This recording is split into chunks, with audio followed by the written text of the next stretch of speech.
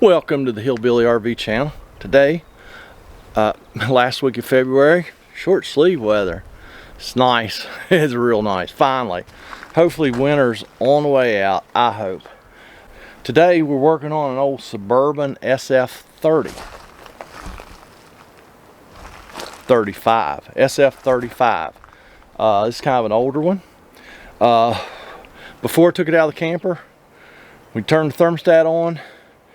You just hear a click in the furnace. You'd hear a relay close, but nothing else. So let's see. I got dirt on my face, don't I? Would y'all tell me if I did? Looks like it. Yeah. Don't matter. Don't gotta be pretty to do YouTube. That's a good thing too. Let's hook it up to the power here on the back of my truck and just see if it still does the same thing. So yeah, hopefully it will, because it makes it a lot easier to diagnose if it's still got the issue while you're trying to diagnose it.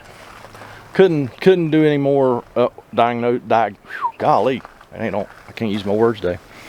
Couldn't do any more diagnosing in the camper because, believe it or not, the hole in the cabinet was too small for this furnace to come apart. Had to take part of the cabinet apart. I mean, rip it apart. Liked about that much this furnace coming out height wise. Unreal. So chances are I'm the first idiot to have this furnace out of here. It's kind of an older camper, so that's pretty amazing. All right, quit fooling around. Let's hook the power to it and see if it still does what it was doing before we got it all. We all jiggled it all up, getting it out of the camper and getting it out here so we could work on it. You can't let wires touch. I went to hook up the power and the positive wire for the thermostat was touching the case. Popped my fuse. I've got a fuse right here on the camper, on the back of my truck, so that when I do that, it's easy to change. I just got to go in there where my black box is at and grab a fuse. Hang tight. I gotta buy some more 15-amp fuses too. I'm down to 2, so I can't do that no more. I'm gonna go ahead and twist those 2 blue wires together. Let me get y'all angled down.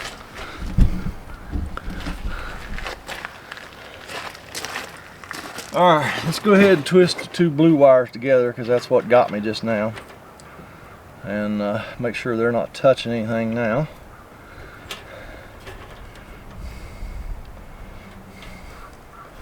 All right, let's make our final connection here, the power. Oh, I got to put the fuse in. I went and got the fuse, but I didn't put it in. Okay, did you hear that? Nothing but a click. All right. Man, that's still got a metal fan in it. It's an oldie but a goodie right here. All right, let me take the power away. Let's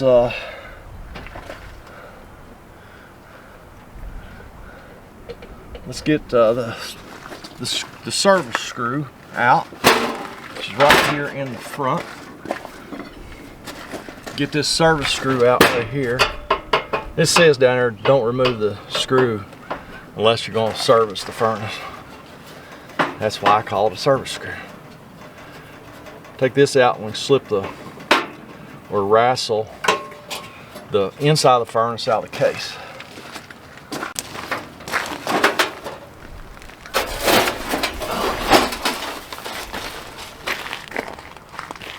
All right. Sometimes they come out pretty good. Sometimes they don't. See what we got today. A do or don't.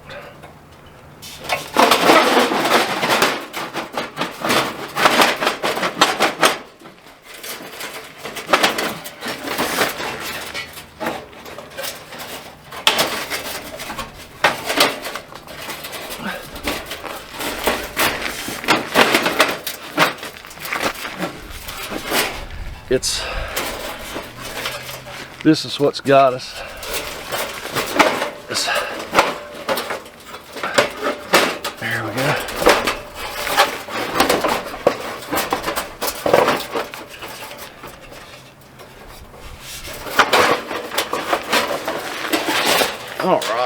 not too bad.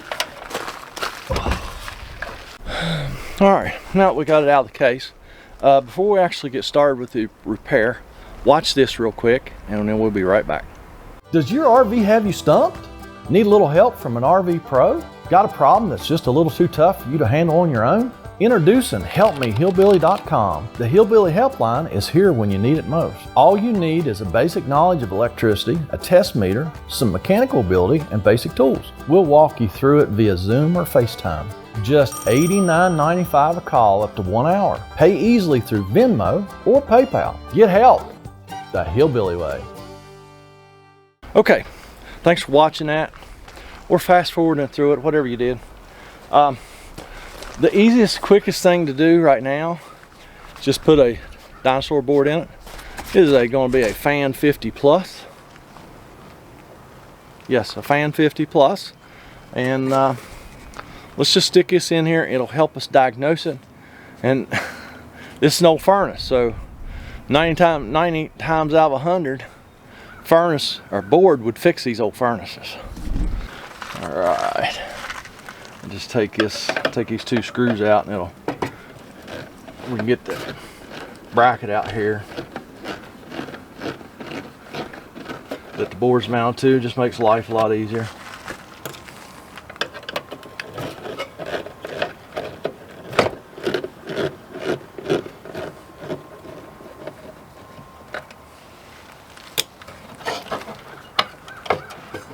Because those wires are always like super short. All right, so let's get this old board unhooked.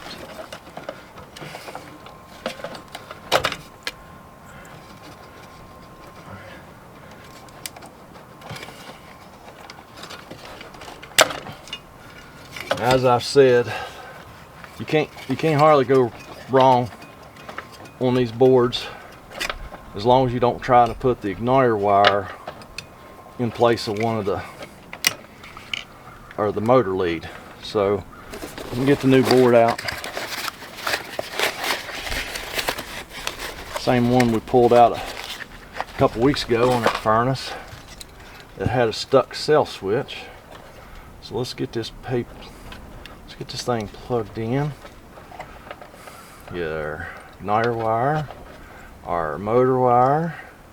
Motor wire and the power wire are two different size spade fuses. That's why you can't mix them up. You'd have to try awful hard, I think. You'd have to try real hard. All right, let's hook the power back up to this thing again and see what happens now.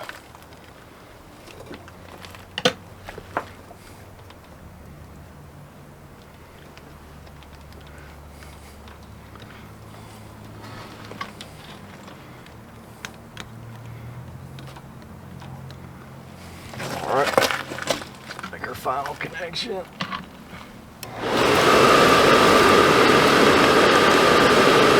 See if it tries to ignite.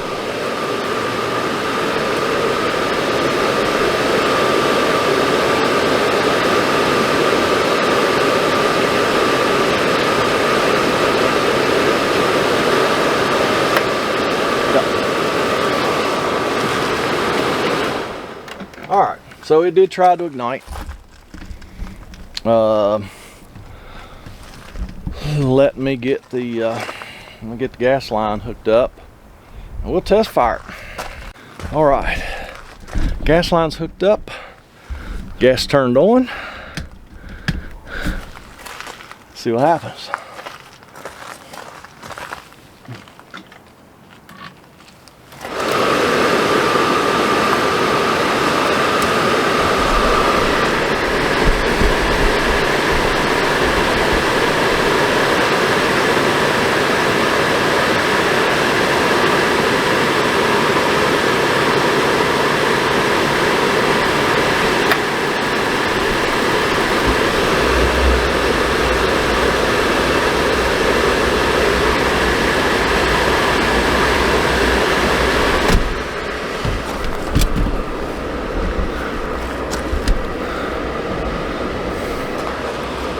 Fired right up. That's all you want. So that's gonna be it for this one. Thanks for watching. And I'm gonna reinstall this furnace. Y'all have a fantastic day.